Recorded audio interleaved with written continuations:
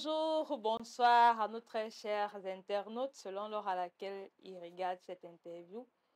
C'est un plaisir renouvelé de les retrouver et pour leur plaisir, nous sommes une fois de plus face au président Bandakani. Pour cette fois, analyser ou alors écouter son analyse sur les confessions de M. Robert Bougie. Rappelons ici que M. Robert Bougie est le parent de la France-Afrique ou encore le lobbyiste de la France-Afrique, c'est-à-dire de la politique française en Afrique.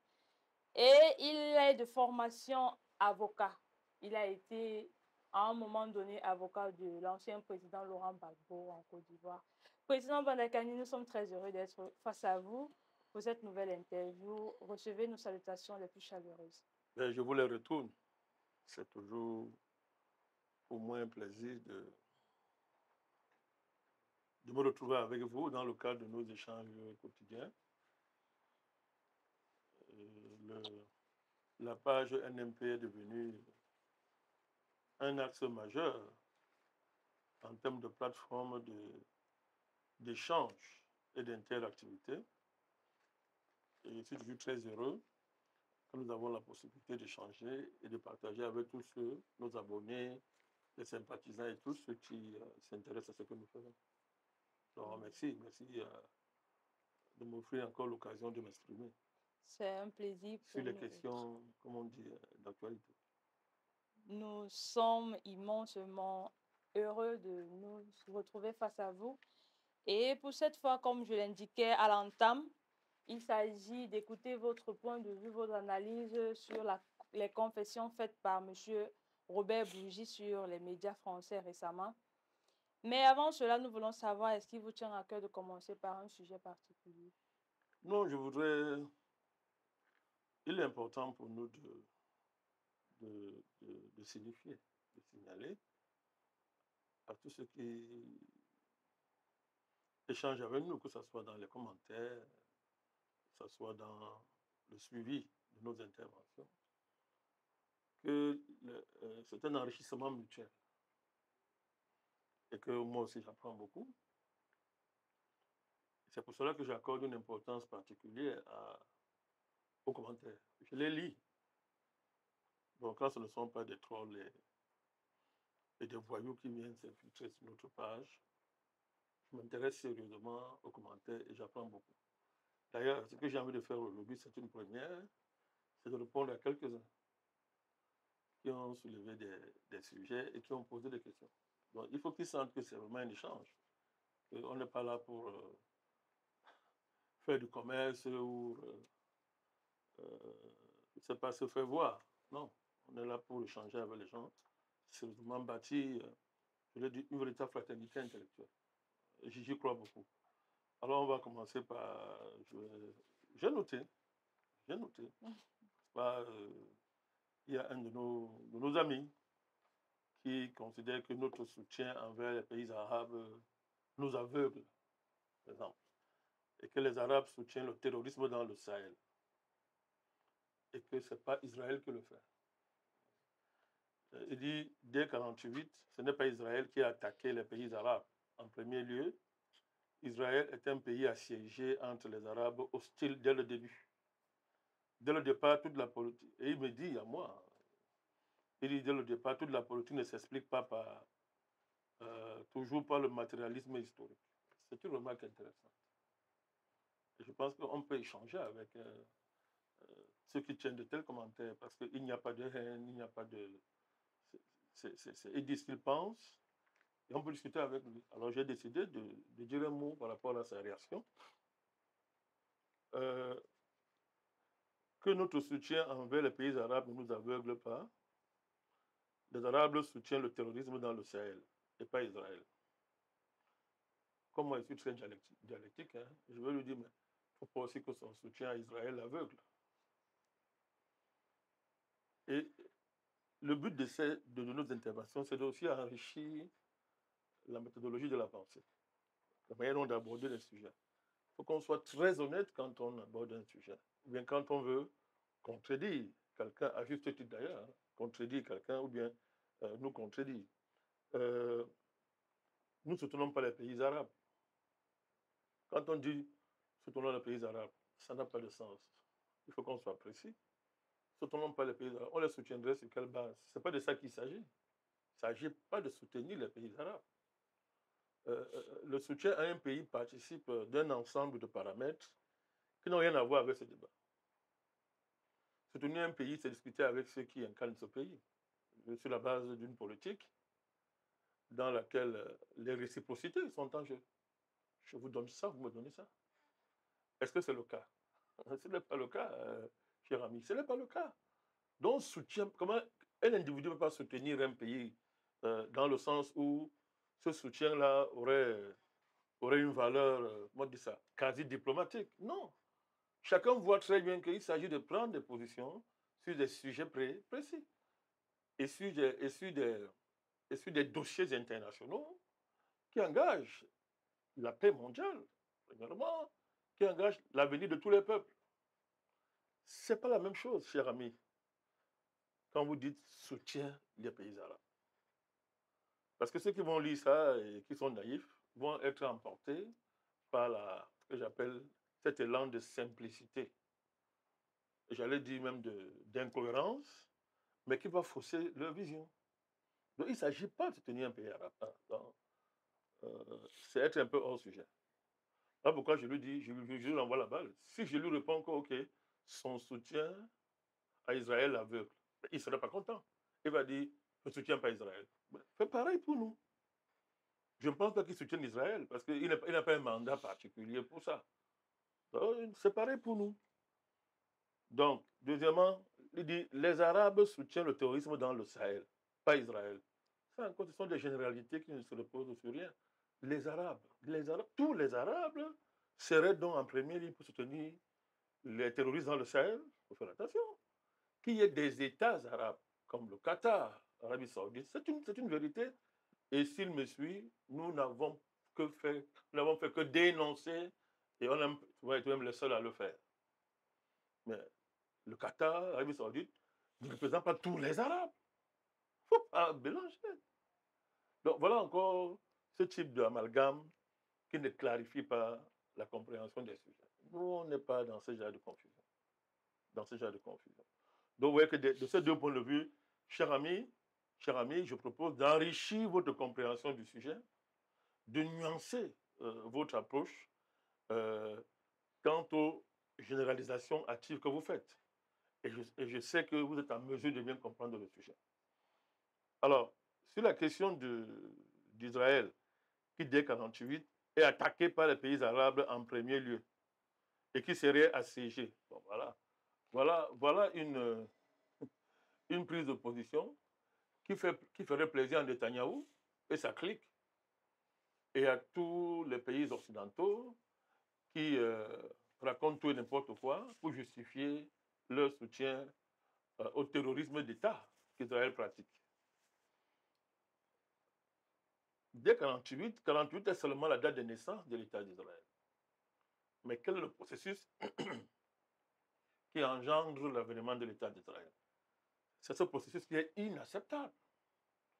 Parce que ce processus consiste à nier les droits nationaux du peuple palestinien, mais qui est sur cette terre depuis des millénaires. Des millénaires. C'est ça la Nakba. Je pense qu'il est censé connaître la Nakba. C'est la base de toutes les résolutions internationales qui condamnent Israël, pas sur la base d'un antisémitisme ou d'un antisionisme ou d'un anti-israélisme primaire. Non, sur la base de notions bien connues. On dit territoire occupé. C'est un contenu, ça veut dire quelque chose. Colonisation, ça veut dire quelque chose. Je ne voudrais pas revenir sur la vie infra-humaine qui est imposée aux Palestiniens depuis des décennies et qui semble indifférer notre ami. Il faut qu'on soit sérieux. Si on fait si notre sensibilité est sélective, il ne faudra pas être surpris que d'autres aussi, à ce qui nous concerne, soient sélectifs. C'est pour ça que nous, les panafricanistes, on a une approche globale des phénomènes. Et nous ne faisons pas de discrimination dans la dénonciation des injustices, des racismes, toutes les formes d'oppression. On ne discrimine pas. Donc là encore, Ce n'est pas basé sur la vérité historique. Maintenant, pour fermer ce sujet, il me fait un rappel qui a tout son sens, hein, d'après moi d'ailleurs, quand il dit que on n'explique pas tout en politique par le matérialisme historique. Je suis d'accord. Je, je sais que beaucoup de personnes pensent que je suis un marxiste. Bon, moi j'aime bien laisser les choses comme ça courir. Non, le marxisme et tous ces instruments d'analyse sont pour moi, puisqu'on parle de moi, un instrument d'analyse parmi d'autres. Il y a des situations que moi j'aborde en tant qu'idéaliste. Je suis un homme libre. Moi, je prends les matériaux d'analyse, les instruments d'analyse, les méthodologies. Moi, je les prends en fonction de leur intérêt, de leur utilité à comprendre les phénomènes. Je ne suis pas dogmatique. Désolé, cher ami. Je ne suis pas dogmatique.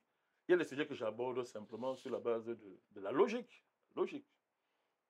Bien sûr, il y a différents niveaux de logique. Mais là encore, je suis un homme libre. Je ne suis pas dogmatique, ni en ce qui concerne les questions idéologiques, ni sur les questions de méthodologie, c'est-à-dire le choix qu'on fait en termes d'approche et de mécanismes qu'on met en marche pour aborder un sujet et y dégager du savoir, ce qui est différent des positions politiques. Donc, je voudrais rassurer mon cher ami, je suis pas mal à l'aise, hein, quand vous m'interpellez sur la question du matérialisme historique. J'ai une très bonne formation marxiste, je n'ai aucune honte à ça, mais j'ai d'autres formations que vous ne connaissez pas et qui me permettent d'être très à l'aise pour aborder les sujets. C'était pour informer mon frère. Je considère que c'est un frère et je l'encourage à enrichir le débat comme il le fait. Et comme ça, on va échanger et on va s'enrichir mutuellement. Alors, il y a un autre qui a dit, je vais terminer par lui, reconnaissez que vous n'êtes pas un expert sur les questions d'Israël et du Proche-Orient, bien que vous semblez en parler avec aisance. Bon, est-ce que nous, on vient de dire qu'on est un expert ici? Je suis un homme politique. Je suis un homme politique, panafricaniste, qui fait de la géopolitique et qui a décidé d'enrichir cette géopolitique par un apport que je revendique, la géospiritualité. Bon, ça fait de moi un expert, je ne sais pas. Vous croyez que des questions aussi sérieuses comme celle-ci devraient être laissées à l'apanage des experts? Je ne pense pas. Et encore, non, m'adresse à lui. Hein. Encore, qu'est-ce qu'un expert? Qu'est-ce qu'un expert? Veut dire quoi? Non, vous avez raison. Je ne suis pas un expert. Est-ce que j'en parle avec aisance? Vous l'avez dit. Mais ce n'est pas ça que je cherche. Je prends des positions. Je prends des positions politiques sur des sujets d'actualité mondiale. Ça veut dire que je m'engage. Je m'engage.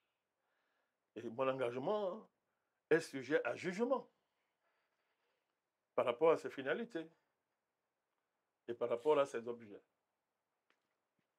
L'objet de mon engagement, c'est la libération de l'Afrique. Ce n'est pas obtenir un statut d'expert ou bien être très aimé dans les réseaux sociaux. Non, je veux libérer mon continent. Et pour ça, j'ai compris qu'il faut élargir ce combat à l'humanité tout entière et épouser donc toutes les causes qui sont semblables à la cause africaine ou bien qui peuvent contribuer à faciliter cet objectif-là. Et enfin, mon combat, c'est la préservation de l'espèce humaine. Donc voilà. Et pour faire tous ces combats, je dois avoir un certain niveau d'information afin de soutenir le combat intellectuel, le combat politique, le combat historique, sans lesquels je ne peux pas être un homme politique au regard des buts que je me suis fixés dans mon combat. Donc, cher ami, dormez tranquille. Je ne revendique pas le titre d'expert. Je ne sais pas à quoi ça me sert, je ne sais pas ce qu'on y met. Mais ça ressemble à la querelle sur les diplômes. Vous rappelez, non? Bon, maintenant, le débat est clos. Tant mieux, mais ici, le débat n'est pas clos. Il est ouvert et on discute. Voilà. Je voulais commencer par ça. Merci, Président Bandakani. Nous vous savons la pertinence d'analyste et l'ouverture d'esprit dans le débat et les échanges. Sur ce plateau, je ne serai pas seule pour cette entrevue face au Président Bandakani. Je serai accompagnée de M. Jules Constant Bouyamousso, à qui j'adresse le bonjour. Bonjour, Madame Charlotte Djengele. Merci encore d'être ma coéquipière dans cette émission phare des chaînes YouTube et des pages numériques du NMP. Monsieur le Président, une fois de plus, bonjour. Bonjour, Jules. Eh bien, vous êtes entré à chaud dans cette émission. Oh. Et vous avez montré que vous suivez tout ce qui se fait dans cette plateforme, les échanges que nous avons avec les différents commentateurs. Et vous êtes revenu sur J'ai lu les commentaires pour apprendre. ceci. Et nous espérons que la majeure partie des personnes qui nous suivent sentent que vous êtes proche d'elles. Oui, c'est une exigence intellectuelle. Je l'ai dit, c'est de l'interactivité. Et je l'ai dit, moi, ce qui me concerne, je conçois ça comme je le fais là. C'est un partage de connaissances et on apprend les uns des autres. On apprend des uns des autres, Monsieur le Président. Monsieur le Président, cet après-midi, il y a un sujet majeur. La confession de Monsieur Bourgi, Robert Bourgi. Vous êtes sans doute quelqu'un de très informé. Il a fait des révélations sur des chaînes françaises, en l'occurrence, dans lesquelles il dit un certain nombre de choses. Et nous avons tenu à faire un arrêt majeur dessus pour avoir votre point de vue sur les différentes questions qu'il aborde dans ces différentes interviews. Donc, Monsieur le Président, pour commencer, il y a quelque temps, M. Bourgi a fait une intervention sur France 24 en particulier. Et nous savons que France 24 est une chaîne qui est la vitrine de la France, c'est-à-dire un espace diplomatique dans lequel la France donne son point de vue, ou alors la France se déploie sur le plan extérieur. Et dans cette interview, il est revenu sur l'élection présidentielle en Côte d'Ivoire. Monsieur le Président, avant de commencer, comment comprendre ce contexte, le contexte de la sortie de Bourgi? Bon, ben, il y a le contexte objectif et le contexte subjectif. Les deux sont dans des rapports dialectiques, certes, mais bon, pour une compréhension intellectuelle, il faut séparer et distinguer les deux. Le contexte subjectif dépend de M. Bourgi lui-même. Il n'a pas demandé notre avis pour faire sa sortie. Ça dépend du timing qu'il a décidé d'observer. Lui, et d'abord, pour la circonstance, son éditeur, parce que c'est un enjeu aussi qu'il ne faut pas simplifier. On n'écrit pas toujours des livres seulement pour le goût esthétique des livres qu'on écrit, surtout quand il s'agit de ce type de livres. Il y a aussi des enjeux d'édition, de rentabilité, etc., qui entrent en scène. Donc tout ça peut constituer ce que j'appelle un ensemble de facteurs subjectifs qui peuvent amener M. Bourgi à définir un contexte qui lui est propre à lui pour faire une sortie. Bon, il y a des facteurs psychologiques, ça c'est propre à lui, c'est pas dans sa tête, je ne vais pas y entrer. M. Bourgi, certainement, avait à dire, puisqu'il dit, le titre du livre est assez évocateur, hein, ils savent que je sais tout. Donc on est en face, c'est une position de guerre. Une position de quelqu'un qui dit que bon, vous amusez avec moi, alors que je sais tout. Vous voulez donc que je parle? Bon, j'ai hiérarchisé mes paroles, hein. Je peux donner un avant-goût, mais si vous ne faites rien, je vais encore monter en puissance. Puisque d'ailleurs, nous apprenons qu'il y a un tome 2 qui est prévu. Donc il y a tout ça. Et pourquoi il fait ça? Peut-être c'est un homme frustré qui estime qu'il n'a pas assez reçu au regard de cet état de service, etc. Bon, ce n'est pas ça qui est très important pour nous. Parce que nous n'avons jamais été un de ses patrons ou de ses donneurs d'autres. Il y a le contexte objectif. Et en ça, vous avez raison. Et un indicateur pertinent majeur pour la compréhension, le décryptage du contexte objectif, c'est le support sur lequel M. Bourgi fait sa sortie. France 24, qui est un média d'État, qui est un instrument diplomatique et géopolitique de la France. N'importe qui ne parle pas France 24, n'importe comment et à n'importe quelle heure. Donc il est évident qu'il y a un enjeu diplomatique, géopolitique. Je ne voudrais pas parler du journaliste que tout le monde connaît. Lui, il est bien connu, on sait à quoi il sert.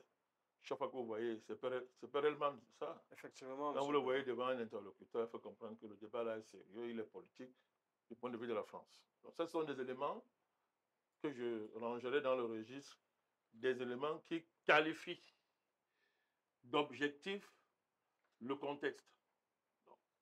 Alors, à partir de ce moment-là, alors, ce n'est pas une sortie qui... c'est pas une sortie en l'air. C'est pas une sortie au hasard. À partir du moment où la diplomatie est présente par France 24, la géopolitique française est présente par France 24, on voit bien que cette interview est au service d'un agenda qui dépasse la personne de M. Bourgi. Ça peut rencontrer ses intérêts subjectifs, mais ça dépasse sa personne. Et surtout, il s'agit d'un sujet brûlant qui concerne un sous-préfet qui travaille pour le compte de la France, de l'impérialisme français, à savoir M. Ouattara. Je dis bien un sous-préfet. Donc, la Côte d'Ivoire est en train de devenir un territoire d'outre-mer.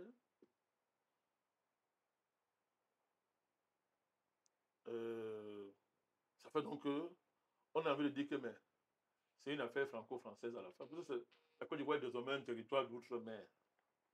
Donc, si c'est un territoire d'outre-mer, de facto, il est sous le régime du sous-préfet.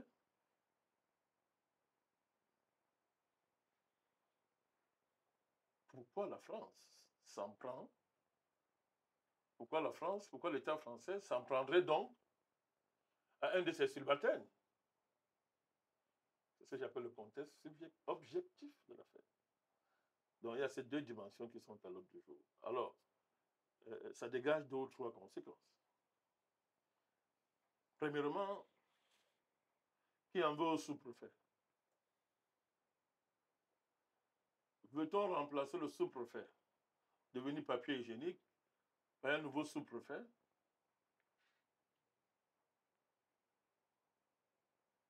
Pourquoi la France officielle, à travers France 24, etc., ouvre le plateau à quelqu'un qui va mettre en mal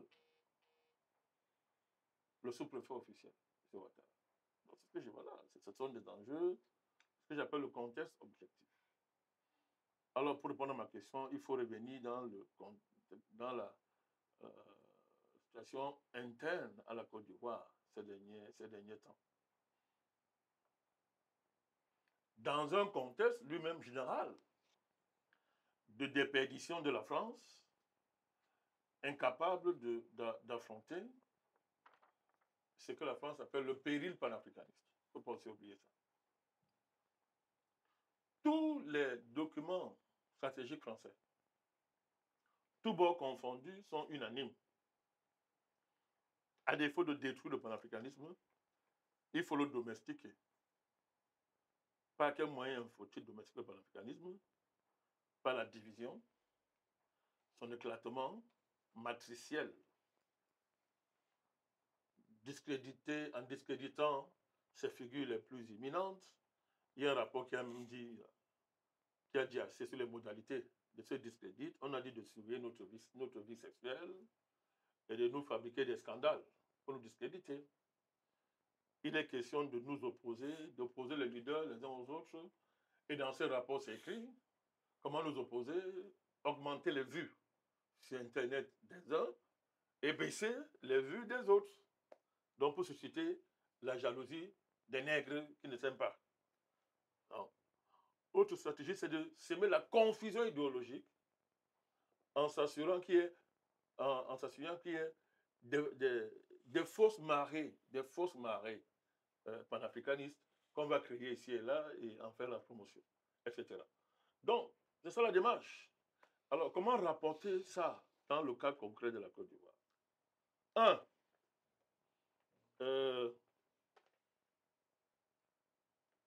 venir réduire la question de la Côte d'Ivoire à une querelle électorale. Ça, c'est la première ruse qu'il faut exposer. Et évidemment, je savais, beaucoup d'Africains sont tombés dans le panneau, y compris certains, à commenter de manière factuelle et primaire la sortie de ce voyou, parce que c'est un voyou. C'est un voyou de la France-Afrique. On veut fixer les gens. Comme la Côte d'Ivoire, c'est une question électorale. Alors, si c'est une question électorale, il suffit d'enlever Ouattara et la question est réglée. Après qu'on l'ait utilisé, on peut le jeter Et comme les Africains sont des gens émotifs, ils vont être très contents qu'on les livre Ouattara en pâture. Bon, je suis bien placé pour le dire, personne ne va me soupçonner de défendre M. Ouattara. Donc, je donne des faits, je fais une analyse sérieuse de la question. Ça, c'est la première démarche. La deuxième démarche, c'est d'anticiper sur une évolution sous-régionale en Afrique de l'Ouest qui expose de plus en plus la Côte d'Ivoire à cause du comportement, en fait, à cause de la manière dont M. Ouattara envisage les missions qui lui sont confiées par son patron de l'Élysée, par son chef. Puisque je rappelle, la Côte d'Ivoire est devenue un territoire d'outre-mer. Voilà, d'outre-mer. Et ça fait qu'il fait du désordre dans la sous-région et il n'atteint pas ses objectifs. Donc plus il rate ses coups, plus il est évident que c'est lui qui va en subir. Et s'il en subit, la France et tous ceux qui ont fait de la Côte d'Ivoire un territoire d'outre-mer vont perdre leurs intérêts. Donc il y a cet enjeu-là. Le troisième enjeu, il est plus subtil et plus politique. C'est l'organisation du jeu politique ivoirien dans le sens d'un contrôle de la France sur cet environnement-là. Il y a un événement majeur qui est passé comme ça, mais qui a son pesant d'or. Le président Bédié n'est plus là. Bon, je n'étais pas un fan du président Bédié, mais bon, c'était un personnage important du paysage politique ivoirien. Bon, rien que pour ça, ce que je pense de lui n'est pas important. Mais c'était un poids lourd du paysage politique ivoirien et un pion essentiel qui permettait à la France d'avoir des moyens de pression sur Ouattara et d'avoir de l'alternative au cas où Ouattara ne serait plus opérationnel. Je veux dire alternative crédible et bien enracinée dans le pays au regard de la géoethnie politique que la France a organisée dans le pays. Et ça depuis la création de la Côte d'Ivoire. Les oppositions nord-sud, etc. Les oppositions, l'instrumentalisation des zones qu'on appelle le centre, l'ouest, etc. Bon, tout ça. Il faut gérer tout ça.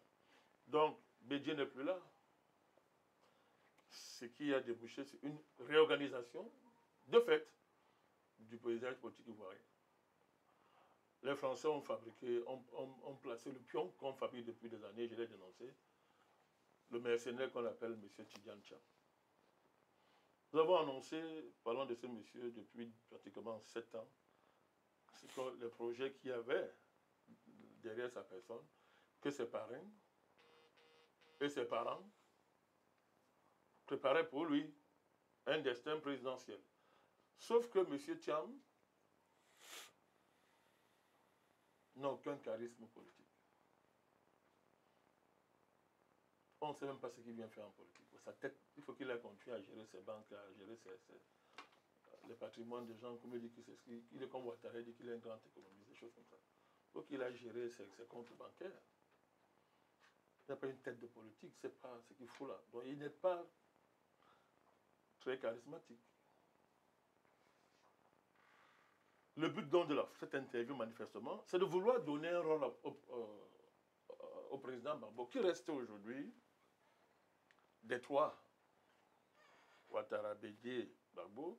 Il est celui qui reste aujourd'hui, celui qui a le plus de charisme, qui a une histoire, qui est crédible et qui est en mesure de regarder les panafricanistes dans les yeux et de parler avec eux. Alors, il n'est pas exclu qu'on veuille lui donner un rôle.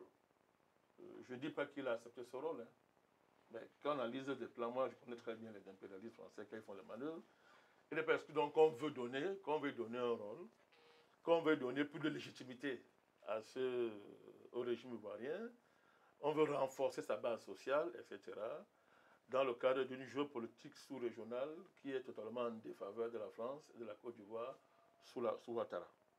Donc c'est de ça qu'il s'agit.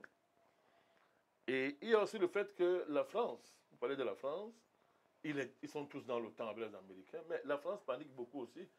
Elle est très anxieuse parce que s'ils sont ensemble dans le découpage, le partage de la Côte d'Ivoire avec les Américains, les multinationales américaines, etc., la France a un problème. La France voudrait quand même jouer sa carte en Côte d'Ivoire. Une carte strictement française. Donc, dans ce cas-là aussi, il n'est pas exclu qu'on fasse les yeux doux au président Gbagbo, qu'on lui fasse des yeux doux et qu'on lui miroite, n'est-ce pas, un rôle essentiel dans le blanchissement du sale visage que la Côte d'Ivoire présente actuellement. Qu'il n'y a pas de Côte d'Ivoire, il n'y a pas de la Côte d'Ivoire devenue territoire d'outre-mer, dirigé par le sous-préfet d'Abidjan. Bon, voilà un peu, dans un premier jet, ce qu'on peut dire de cette sortie de M. Bougie. 14 ans après, une vidéo apparaît, elle fait tout un tour où ça met en péril la politique française en Afrique. Nous sommes curieux de savoir la crédibilité, l'opportunité et les bénéficiaires des déclarations de M. Robert Bougie.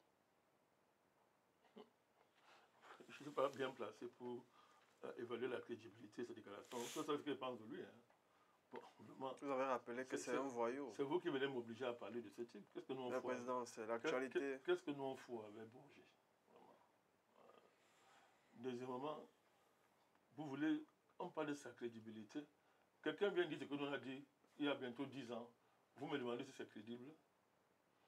Ben, ce que nous on sait, c'est quoi? C'est que bon, quand un blanc parle, entre guillemets, des millions d'Africains considèrent que là, c'est la vérité.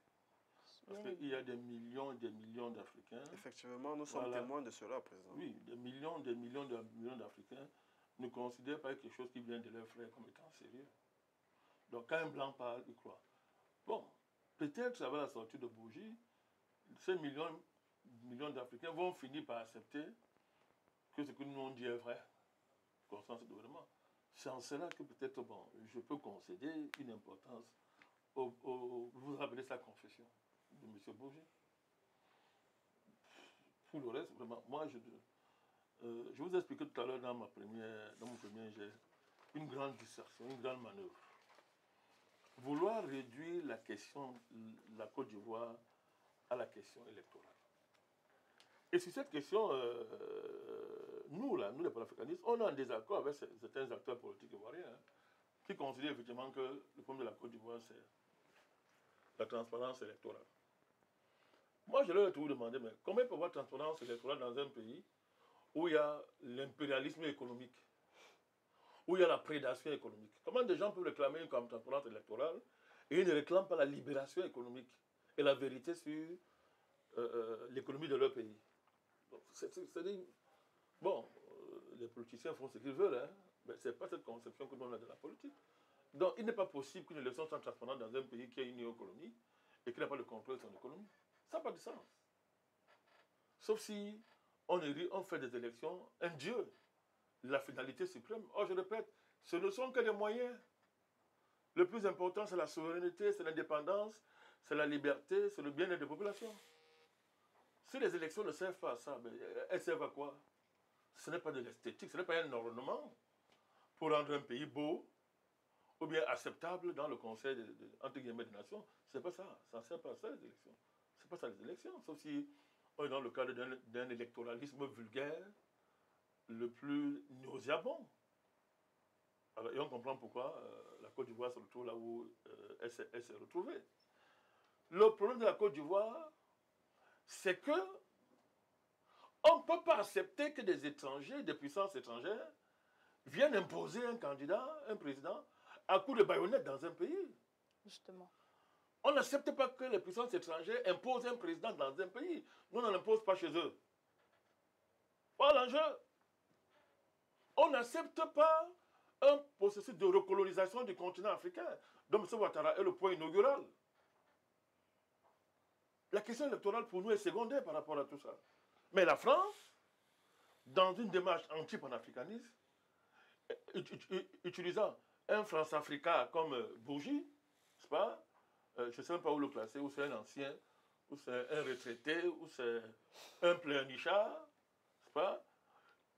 L'utilisant veut nous faire croire que le problème c'est l'élection. Ce n'est pas l'élection.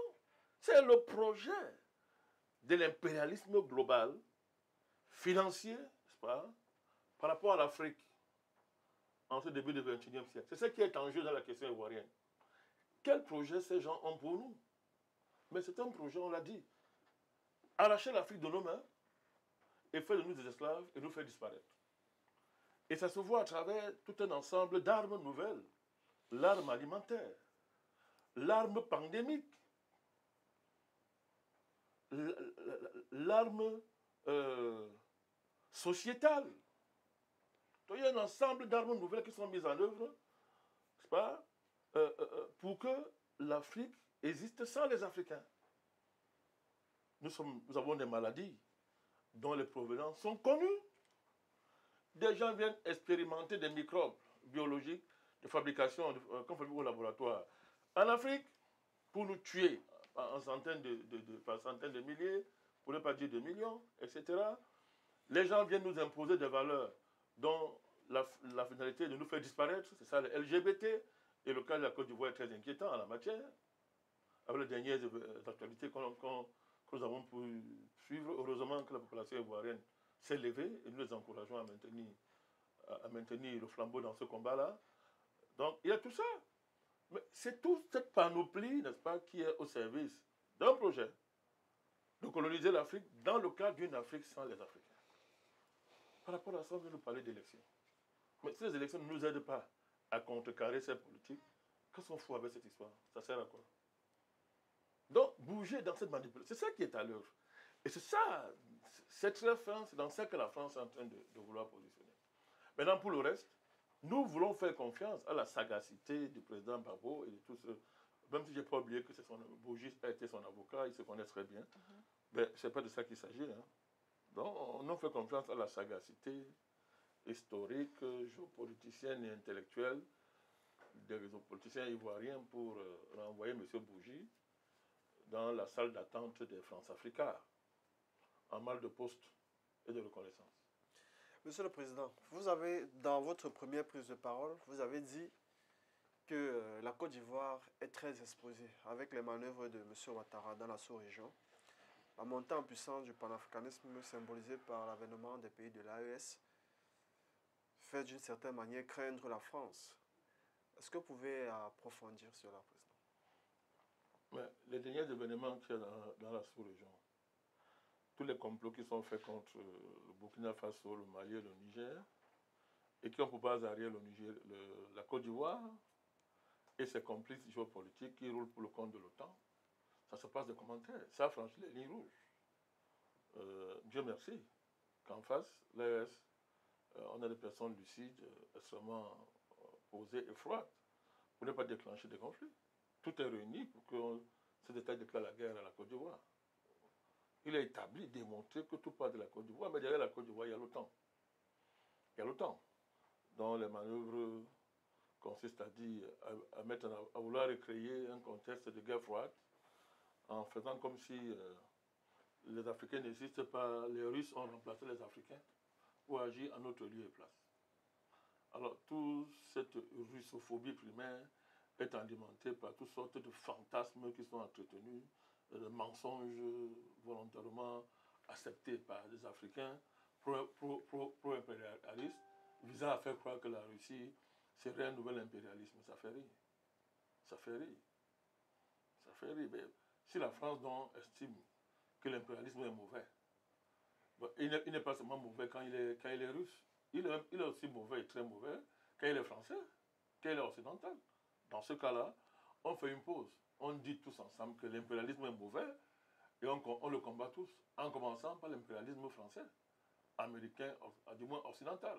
Vous voyez ce type de manœuvre crypto-raciste, mais qui relève du racisme, n'est-ce pas, qui ne cesse pas de nous infantiliser, nous les Africains, en donnant l'impression que nous ne pouvons pas réfléchir. Donc c'est ça qu'il s'agit, c'est ce contexte-là sur le journal qui est là. Mais pour comprendre ça, il faut comprendre le sens de l'histoire, c'est ça qui est important. C'est en saisissant le sens de l'histoire qu'on se dégage de ce magma de manipulation que la France est en train d'agiter. C'est quoi le sens de l'histoire? C'est de savoir qui a opprimé qui en Afrique. La Russie n'a colonisé aucun pays africain. Au contraire, elle a été aux côtés des Africains dans le combat contre l'indépendance. Et à qui réclamons-nous l'indépendance? Ce n'est pas aux Russes et aux Chinois, mais aux Occidentaux en général, à la France en particulier. Et qu'est-ce qu'elle a fait quand nous avons réclamé l'indépendance? Mais elle nous a massacrés. Elle a massacré les patriotes africains, elle a rasé des villages, elle a tué, versé assez de sang, hein, pas, détruit des cultures, des héritages culturels, saccagé les traditions, etc. Et après, nous a imposé les accords secrets de coopération. Pour dire que, bon, le colonialisme est fini, vive le néocolonialisme. Et la tête de poule et tout ça, c'est un assassin qu'on appelle Général de Gaulle. Et qui est célébré par toute la classe politique française, de gauche comme de droite. Ce n'est pas la Russie qui a fait ça. Ce n'est pas la Chine qui a fait ça. C'est la France. Et elle ne s'est pas arrêtée à ça. Mais elle a continué à marcher sur l'Afrique à tout point de vue. Ce n'est pas les Russes qui ont tué Sankara. Ce ne sont pas les Russes qui ont tué Kadhafi. Ce ne sont pas les Russes qui ont assassiné Sylvanus Olympio. Ce n'est pas la Russie qui a organisé des coups d'État en Centrafrique partout. Ce n'est pas la Russie qui a enlevé Bokassa en pyjama et l'a déporté en France. Pendant que M. Giscard d'Estaing enceintait sa femme. Tout en volant les diamants. Ce n'est pas la Russie, c'est pas la Chine qui fait tout ça. Mais ce n'est pas la Chine qui a envoyé Sarkozy faire ce qu'il a fait en Côte d'Ivoire, dans une arrogance qui n'a d'égal que la petitesse de son intelligence, et pour ne pas dire plus. Donc, il ne faut pas que les gens inventent des histoires. La Russie n'a colonisé aucun pays africain. Je rappelle que la Russie a volé au secours des Américains dans le cadre de leur guerre d'indépendance et de sécession. La Russie a volé au secours des Américains. Allez lire l'histoire des États-Unis. La Russie a volé au secours de beaucoup de peuples européens, de beaucoup de pays européens. C'est la Russie qui a délivré l'Occident du nazisme en sacrifiant 24 millions de ses populations. La Russie. Mais, attends, de quoi est-ce qu'on parle? De quoi est-ce qu'on parle? Donc, c'est ça qu'il faut faire. C'est ce que j'appelle le sens de l'histoire. Le sens de l'histoire, c'est l'humanité doit se débarrasser de tous les colonialismes, de tous les impérialismes, pour accéder à la communauté universelle des intérêts. Il y a des gens qui ne comprennent pas qu'un pareil monde est possible. Ils sont non disqualifiés. Nous, on a l'expertise pour construire un pareil monde, on travaille pour ça. Le monde de la communauté universelle des intérêts. Alors, c'est ça le sens de l'histoire. Et dans ce sens de l'histoire, où on place la Russie, où on place la Chine, et où est-ce qu'on place l'Occident? C'est l'Occident qui est en première ligne dans le colonialisme global.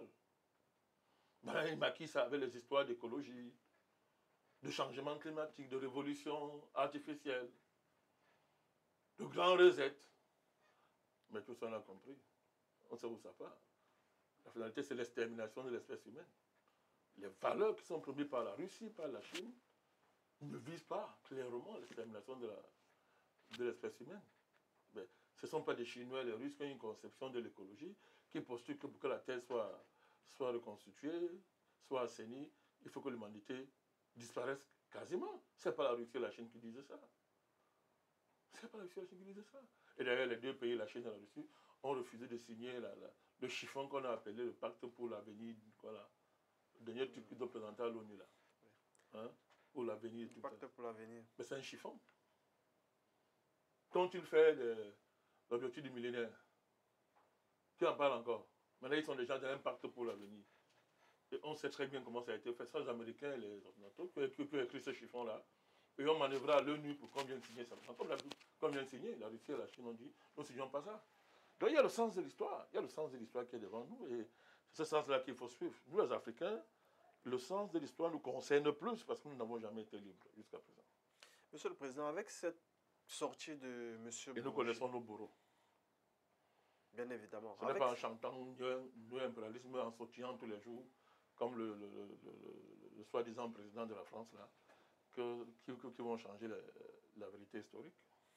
Monsieur le Président, avec cette sortie de Monsieur Bourgi, on pourrait qualifier à la faveur de Monsieur Laurent Gbagbo, est-ce que ce n'est pas une forme de rapprochement avec les forces patriotiques ivoiriennes et faire un clin d'œil au mouvement panafricaniste? Non, je présente le fait, évidemment. Malheureusement, qui peut faire confiance à la France? La France n'a pas de parole quand il s'agit des Africains. La France méprise les Africains et considère que nous ne sommes pas les êtres humains. Donc, la France interdit à tout Africain, négro-africain, de se proclamer homme et de revendiquer un ensemble de droits et de devoirs propres à tout homme. Dès que vous faites ça, vous êtes anti-français. Du coup, vous êtes ennemi de la France. Maintenant, s'il faille tendre la main au président Gbagbo, soi-disant, après l'envoi déporté à la CPI, et lui faire subir tout ce qu'il a subi, chacun dit les comptes. Chacun voit dans quelles conditions la France peut dialoguer avec un Africain. Nous disons qu'il n'est pas possible de parler avec la France. Nous disons depuis très longtemps. Ceux qui cherchent à dialoguer avec la France, moi je les encourage. La France, ce n'est pas un État avec lequel on peut causer. Pas. Puisque à quelle heure Bourgi vient parler, il a fallu que le président Gbagbo passe combien d'années à la CPI? Près de 10 ans. Et quand on se battait pour la libération de Gbagbo, où était Bourgi? Il était absent des médias, monsieur. Bon, sa conscience n'était pas encore assez troublée. Il n'a pas assez de pression pour se soulager. Je vous dis que c'est du banditisme pur et simple. Et méfiez-vous de Bourgi. C'est une crapule, c'est connu. Ce n'est pas une injure, c'est un fait. Il était où? Quand pendant 10 ans, le monde entier se battait pour Gbagbo. Pas parce qu'on adore Gbagbo, non, parce que Gbagbo incarnait quelque chose qui était inacceptable. Mais monsieur, Attendez, où était Bourgi? Pourquoi vous voulez le sauver? Ce n'est pas une bougie, je parle de Bourgi. Il faut faire la différence entre une bougie et on peut courir pour qu'une bougie ne s'éteigne pas. Moi, je parle de Bourgi. Vous ne savez pas qui vous voulez sauver. Alors, il était où? Quand nous, on prenait tout le qu'on a pris là. Oui, il était où, Bourgi? Je rappelle que ce n'est pas une bougie. Ça pouvait s'éteindre. Il était où? Et il voyait tout ça. Il regardait tout ça. Maintenant, tout ça est passé. Ils font les arrangements d'antichambre. Et il vient là. Il nous dit que non, sa conscience le soulage. Non, sa conscience est lourde. Il veut se soulager. Vraiment, c'est injuste ce qu'on a fait au président. C'est injuste. Et il va un peu loin. C'est l'ingratitude. Vous voyez ce qu'il y a derrière? Autrement dit, Gbagbo a beaucoup fait pour la France. Et que c'est ingrat. C'est lui qui dit, hein. C'est ingrat, n'est-ce pas, de faire ce qu'on lui a fait. Ce sont des serpents. Ils lancent des petits mots comme ça. Mais derrière, ce qu'ils veulent faire, c'est du poison qu'ils veulent jeter dans la conscience des gens. Venir dire que Gbagbo donnait l'argent comme tout le monde à M. Chirac. Tout ça. Quand on dit ça comme ça, en décontextualisant, vous voyez tout ce qu'on veut supposer. Je vous dis que distinguer la bougie de M. Bourgi. De M. Bourgi, c'est très important. Parce que la bougie, là, si un vent passe, ça s'éteint. Mais le type qui est là, vous avez fait un requin de la France-Afrique, qui ne change pas, qui ne peut pas changer, qui est dans la manœuvre pour se réhabiliter. C'est pourquoi il n'y a pas de France-Africa. Il faut bien comprendre les mots que j'utilise. C'est un France-Africa. Méfiez-vous des gens comme ça.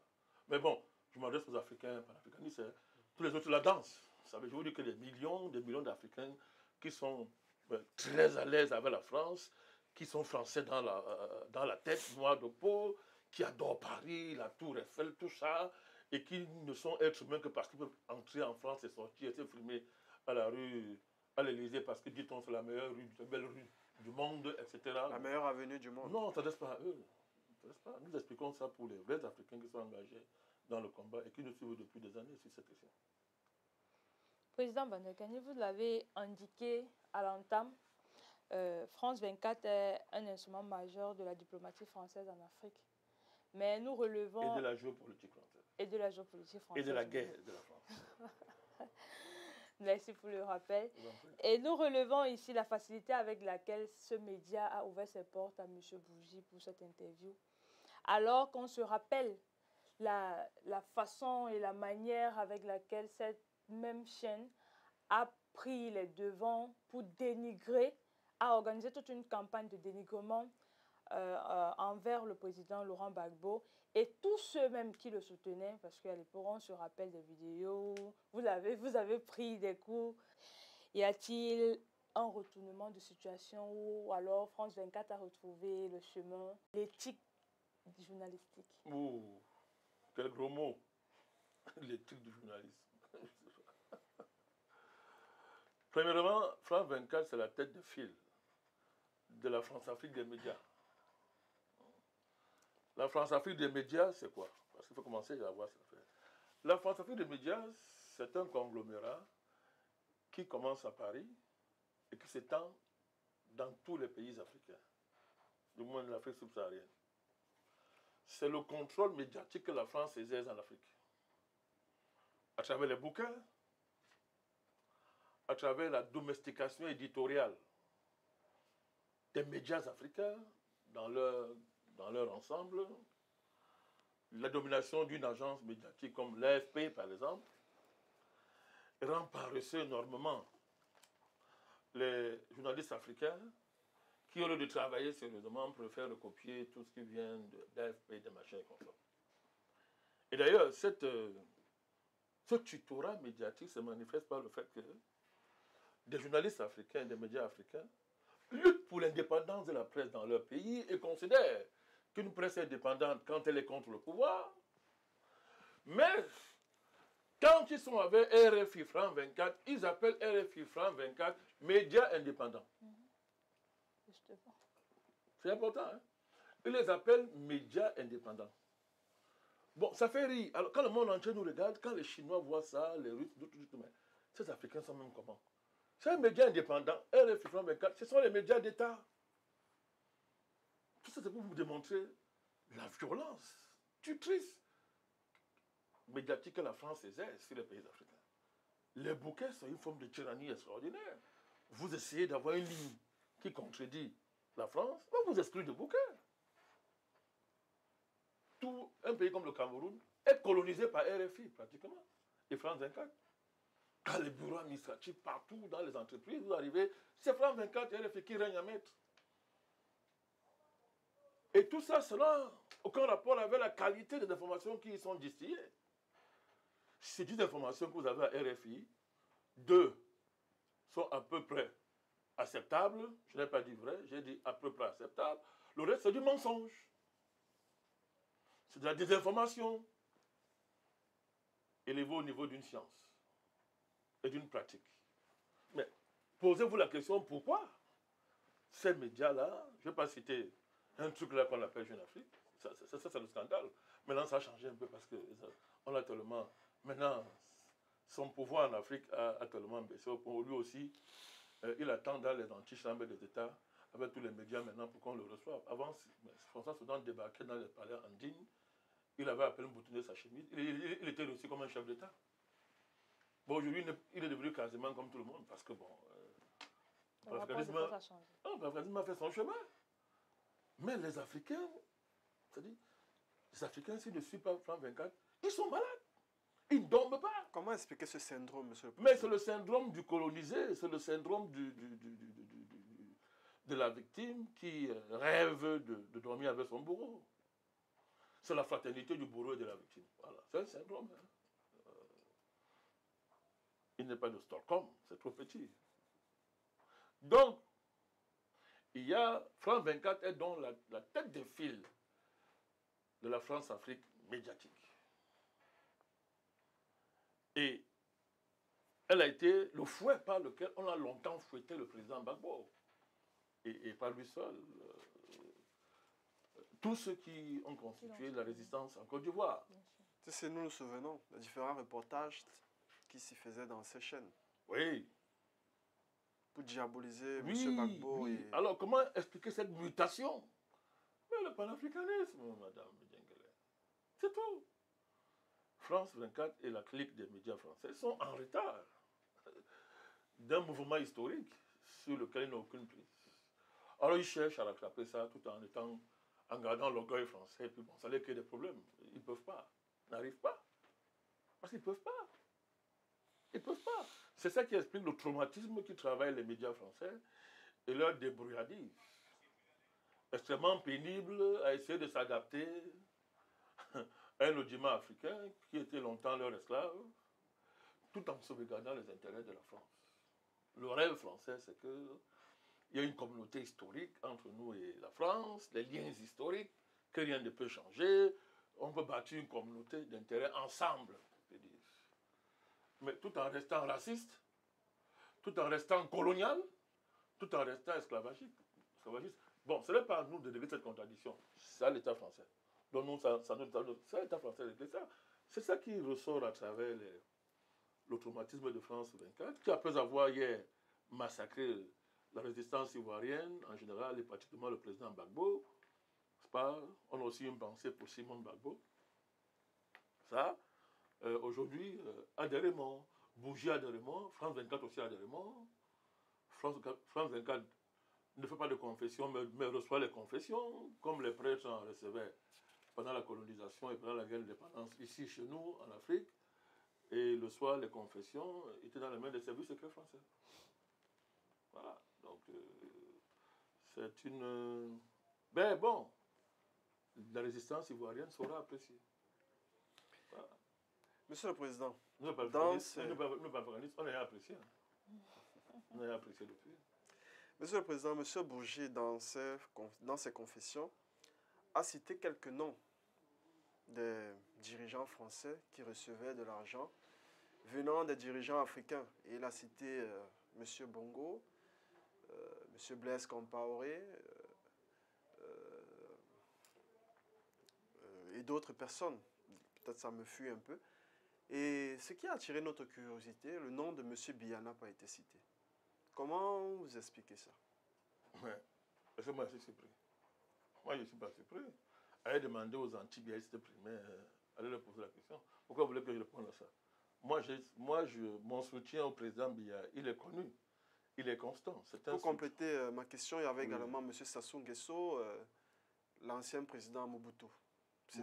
Mon soutien au président Paul Biya est constant. C'est un soutien qui n'est que soutien parce que ça me permet de garder toute ma liberté critique envers le régime et envers le président Biya. Donc c'est un soutien... maintenant tout le monde connaît la nature. On a fait une interview. Je crois qu'on a consacré une émission ici sur la question. Désormais, tous ceux qui font semblant de ne pas comprendre les tenants et les aboutissants de ce soutien, qu'ils cherchent cette émission-là et ils ont la réponse. Moi, ça ne me surprend pas. Dans le marécage de la France-Afrique, le président camerounais, il est particulier.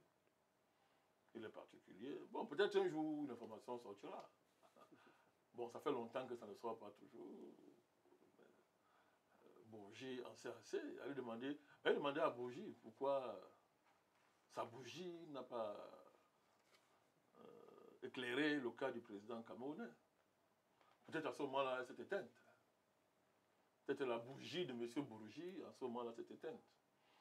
Non, moi, vous savez, pour être plus sérieux, moi, je ne voudrais pas comme que...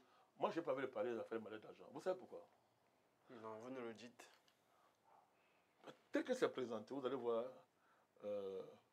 on veut réduire la question de la France-Afrique à une affaire de mallette qui circule de la métropole aux colonies. Non.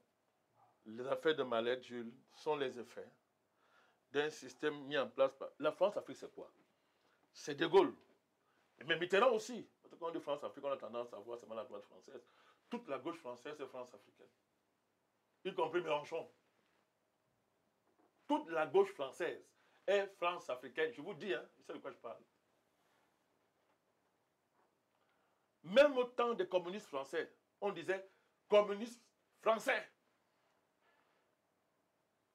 Comme nous distinguons le soviétisme du communisme.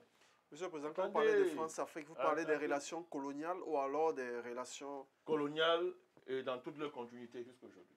Parce que c'est pour marquer la précision. Je vous dis que c'est-à-dire que la gauche française est France-africaine. Parce que dans la tête de certains, quand on dit France-Afrique, on voit la droite. On voit la droite. Et l'extrême droite, dans une certaine mesure d'ailleurs. Alors, je dis donc que, autant les communistes français étaient des communistes français, autant les communistes soviétiques étaient des communistes soviétiques. Le soviétisme, ce n'est pas le communisme. Donc, il faut bien distinguer, faire la part des choses. La France-Afrique, c'était quoi? C'était un système mis en place qui avait structuré une violence, qui avait pour principe l'idée que aucun État africain et aucun dirigeant africain ne doit s'émanciper de la tutelle française. Je répète, le principe de la France-Afrique, qui est transpartisan en France, c'est que aucun État africain, et deuxièmement, aucun dirigeant politique africain ne doit s'émanciper de la tutelle française. Et pour ce faire, donc, on a structuré une violence militaire d'abord, qui soit tellement violente, de manière à ce qu'elle dissuade ce type de démarche en Afrique. Mais surtout, qu'elle crée, cette violence structurée, qu'elle crée un réflexe d'anticipation au niveau des dirigeants, de manière à ce que le naïf, comme je vois plein de petits Africains maintenant qui sont assis en train de siroter un verre, regardent les novelas, ils disent que voilà les dirigeants africains, ils portent les mallettes, c'est-à-dire, comme ils ont l'habitude de faire, c'est-à-dire, ils sont les arbitres du destin de leur continent, ils ne s'engagent pas, ils sont même des Français. Donc, d'abord, c'est la globalisation, hein. Maintenant, on a le choix entre plusieurs nationalités. Donc, si mon pays m'énerve, je deviens canadien, je peux avoir 5 nationalités à la fois. Donc, du coup, je regarde les affaires de mon pays avec une certaine distance, c'est-à-dire qu'on méprise, on les regarde comme ça. Parce qu'on ne s'engage pas. Ils travaillent dans la multinationale française. Ils ont des intérêts comme ça avec les Français occidentaux. Et ils prennent ce genre de comportement. Donc ils vont dire, oh, on vous a dit, les Gbagbo là, tous ces dirigeants-là, ils sont corrompus, ils donnent l'argent aux Français. Ils ne vont pas mettre en place le système. Et la machine infernale qui est mise en place pour broyer quiconque va essayer d'aller à l'encontre du système. C'est très facile. Moi, j'aime toujours dire aux gens, mettez-vous à la place de ceux qui ont subi cette pression-là. Mettez-vous à la place. Donc voilà pourquoi moi je veux, si on parle de mallettes d'argent, qu'on parle de tout le contexte qui a engendré les mallettes d'argent. Le père sévère s'appelait De Gaulle et Focard et Mitterrand. Vous désobéissez à ça, on coupe votre tête. Bokassa, là, nous parle. On l'a humilié, on lui a pris sa femme jusqu'à la fin des enfants, sa femme devant lui, pour le traumatiser et l'humilier. Lorsqu'il a commencé à vouloir se tourner vers la Libye, tous les coups d'État qu'il y a eu, Sékou Touré, au Cameroun, la France a organisé une guerre pour massacrer, raser des villages, tuer des patriotes africains, parce qu'ils avaient eu simplement l'idée de s'émanciper de la tutelle française. Et après ça, vous allez venir, on va venir maintenant faire comme si c'était Aïdjo le problème fondamental, alors qu'on a vu qu'il n'était qu'un pion, d'un échiquier qui lui échappe. Que nous dit l'affaire Elf? Faut-il encore parler de ça ici, Elf? Lui, le Frosch Prigène est vivant, Jules, Madame Djengele. Madame Christine Devieux-Dioncourt est vivante. Elle assume, elle dit que putain de la République. Elle est vivante. Ses livres sont publics. Même M. Bougie, là, dans d'autres instants, dans d'autres vidéos, dans d'autres documentaires, il vous dit ce qui s'est passé avec Mongo Père.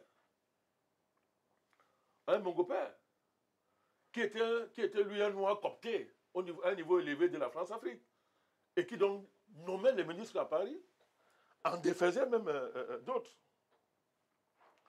Est-ce pourtant on va dire que, ok, comme Bongo Père nommait les ministres et les défaisait, on va parler comme il s'est passé, Gaïa ou c'est qui là? Il dit que non, maintenant, on a renversé l'ordre des choses. C'est maintenant les Africains qui dominent des choses comme ça, ouais, des bêtises comme ça. Non, il s'appelle, c'est pas Gaïa, c'était un autre. Il y a un monsieur là qui... Jean-François Baya. Non, Baya, c'est un autre, c'est pas le même genre. Ça, c'est le maître d'Achine Bembe. Et on comprend pourquoi il est ce qu'il est aujourd'hui. C'est un autre là. Oh, c'est pas Philippe Gaillard. Il écrit des livres là. Moi, je t'appelle encore sur le bon. Il est chanceux. Il fallait qu'on connaisse son nom. Ça me reviendra. Donc, ils ont des thèses comme ça pour faire comme si non, les choses ont changé vraiment. C'est maintenant la France qui subit un fardeau qui la dépasse. Parce que les Africains ont retourné à leur avantage. N'importe quoi. Gbagbo était un cas exemplaire. Alors tu donnes les mallettes. Pourquoi on l'a renversé? Pourquoi il a subi tout ça? Donc ce n'est pas une affaire, quand tu comprennes bien. Je n'encourage pas les présidents à donner les mallettes, parce que tu as dit. Mais quel est le sort qu'on a réservé à ceux qui n'en donnaient pas? Les Africains ont-ils protégé ceux qui n'en donnaient pas? Ceux qui sont assis au bord, devant ils sont assis devant la télé, là, ils regardent les novelas et les médias français, France 24, ils boivent le jus, et il y a une fille dans leur cuisse. Et vraiment, ce dirigeant, il dit les mallettes. Ils font quoi pour protéger? Attends, Sankara, qui l'a protégé? Sankara, qui l'a protégé, qui ne sont pas seulement de Sankara. Tous les dirigeants qui ont dit qu'on ne prend pas, et qu'on a massacré, où étaient les Africains pour les protéger? Non, il ne faut pas qu'on en danse. Il faut faire attention devant ce type. C'est de la manipulation. Nous condamnons les mallettes. Nous disons c'est inacceptable. Mais ce ne sont que les effets d'un système criminel, France-Afrique, mis en place, et je viens d'en ressortir les principes. Quiconque a essayé de faire autre chose, vous voyez, le Froche Fidien vous dit, quel a été le crime de Lissouba? Ah, il a voulu introduire les majors américains dans l'affaire Elf, dans la gestion du pétrole au Congo. Et M. Le Froche Fidien, il était patron d'Elf sous qui? Pas sur la droite française. Sur un certain monsieur Mitterrand. Vous avez vu le sort qui était réservé à Lissouba. Si. Qui a financé Sassou Nguesso pour sa reconquête du pouvoir? Près de 30 000 morts, Mme Djengele. Et le front Pugin vous dit oui, mais alors c'était le prix à payer pour que la France maintienne son contrôle sur le pétrole. Voilà. Alors, on ne vous dit pas comment est-ce qu'on s'est moqué des Africains pendant longtemps, qui n'avaient pas l'expertise en matière de comptabilité des barils et de maîtrise des circuits de tous les pipelines là qui volaient le pétrole. Alors, on en volait tellement. Même quand tu voyais, il fallait blanchir. On coupe ta tête. Et par compensation, on donnait ce qu'ils appellent le gentleman agreement. C'est l'agrément des gentlemen. Vous voyez à quel niveau le système est cynique. Hein? On s'assurait que les chefs d'État aient, c'était le travail des Mbongo, un pourcentage secret sur le pétrole, il fermait les yeux sur le reste. Et la France donnait ce qu'elle voulait donner. Donc, c'est un débat de fond. Que le président camerounais n'y soit pas, nous, on n'est pas une surprise. Nous, on connaît un peu, hein. Nous connaissons un peu comment fonctionne le patriarche président du Cameroun, on connaît un peu. Il y a des choses où vous ne trouverez pas le président bien. Pour ceux qui le connaissent, il y a des choses où vous n'allez pas le trouver, contrairement à ce que les gens bavardent. Moi, je ne suis pas surpris de ne pas voir son nom. Mais comment fait-il pour nager dans cette marécage? Bon, allez lui demander, hein, je ne sais pas. Président, je voudrais également revenir sur quelque chose que vous avez dit. Vous avez dit que la France a créé toute une vague de faux panafricanistes qui ont pour but de contrer les vrais. On documente leurs vues sur les réseaux sociaux et on abaisse ceux de ceux qui combattent réellement. Il s'agit de quoi concrètement? Non, ce n'est pas moi qui dis. Hein. C'est les rapports français qui le disent. Ils se trahissent eux-mêmes. Le dernier rapport, c'est le rapport du centre à l'école internationale de guerre. Mais ce n'est pas nouveau. Tous les rapports, c'est clair qu'ils le disent. Non, bah, attends, c'est vieux comme le monde. Hein. Mais bon, n'attendez pas que le président Barkhane cite les gens, je ne le fais pas. Je ne fais pas. Ce n'est pas nécessaire. Les événements vont clarifier tout pour ceux qui veulent encore être clarifiés. Parce que, alors que chacun devrait savoir qui est qui dans cette affaire. Non, la démarche, c'est une stratégie. C'est une vieille stratégie française. Diviser pour mieux régner. Susciter les fausses vocations pour remplacer les vraies. Il y a tout un ensemble de leviers sur lesquels on joue pour régler ça. Le levier géo-ethnique, je vous ai dit, par exemple, il y a une politique depuis FEDEB,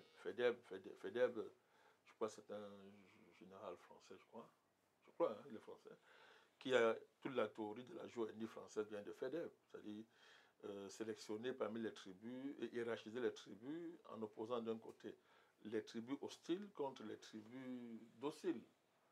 Voilà, il y a une politique de Peul, il y a une politique des Aoussa, il y a une politique des grands groupes ethniques. Tout en les combattant, en les tenant à l'œil, on s'assure de manipuler ce genre d'opposition pour neutraliser les gens. Ça n'a pas changé avec le panafricanisme, hein. C'est la même démarche qui est à l'œuvre. Donc, je vous l'ai déjà dit, chacun peut le voir.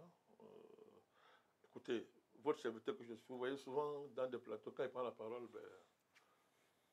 les algorithmes m'ont déjà bien ciblé. Nous l'avons remarqué. Pour ne pas dire plus. Je ne suis même pas le seul. Donc, la police des réseaux sociaux nous traque correctement, traque les médias dans lesquels... Pourquoi vous leur faites tant peur, monsieur le président? Allez leur demander. Parce que c'est de manière sinon, systématique, je vais faire nous dans avons l'auto. remarqué des émissions que vous avez animées et Je ne voudrais pas des faire... argumentaires ont été pratiquement supprimés dans les réseaux sociaux et sur d'autres plateformes. Je ne voudrais pas faire dans l'autopromotion. Mais c'est évident que... Mais moi, je les comprends. Nous sommes bien conscients de notre force de frappe intellectuelle. On est conscient. Être modeste ne veut pas dire qu'on ne sait pas qui on est. Donc, on est bien conscient et on est on est en première ligne parmi les cibles de la police des médias au service de la France et de l'impérialisme occidental. D'ailleurs, les Américains sont allés plus loin. Les Américains ont demandé il faut tuer les activistes pro-russes, comme ça qu'ils nous qualifient pro-russes. Non seulement il faut censurer les États, il faut renverser les dirigeants, mais il faut même s'en prendre à la vie des pro-russes. Mais vous comprenez très bien, Jules, que des gens qui estiment que les réseaux sociaux les appartiennent, qu'un réseau social est leur propriété, ils trouvent normal de faire la promotion d'un Ayabacho, un des plus grands criminels de l'histoire de l'humanité. Ces vidéos n'ont jamais été censurées sur Internet. Mais pendant ce temps, les vidéos des panafricanistes sont traquées et censurées à longueur de journée. Ce qui suffit à vous convaincre de la nature et de la dynamique qui est derrière les réseaux sociaux sous contrôle des impérialistes. Alors, vous avez un personnage haineux, vous avez un personnage aussi haineux comme M. Macron, mais qui sur Internet est le champion d'une politique anti-haine dans les réseaux sociaux. Et dit que lui, il faut traquer les messages haineux, il faut purifier les réseaux sociaux de messages dangereux. Mais alors que lui-même, il est le danger par excellence. Lui-même, il est la haine faite chair.